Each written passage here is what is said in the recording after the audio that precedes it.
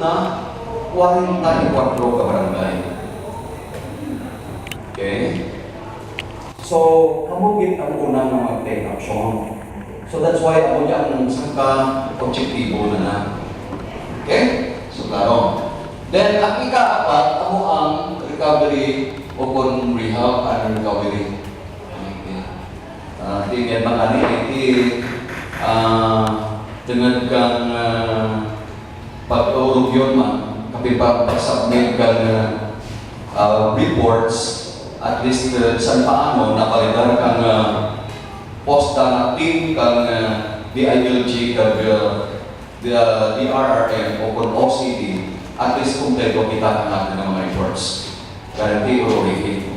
Guarantee sa pag-ibig na dalag ng diagram, ang kapatahan natin sa pag-submit ng report na medyo kulang-kulang. So, part na yapon ng preparedness, prevention, and mitigation natin.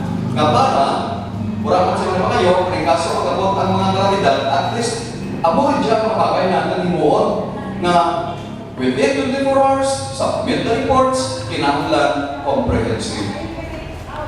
No, ako na, no? Ay manang mo kita binabalikan ng baso ng mga tao, bisan pang banwa binabalikan ng mga baso, pero tandaan natin na ang report halin sa may galon pag babaw sa may babaw, kung dali man ang babaw, amura na bisan sa declaration kanin kan state of calamity, ura kita mabay ang tigil. Orihir lang kag kita pa na dapat consideration pa under pag in fact jaging ganin tanan nag-agi ang matakang typhoon. So, balik kita,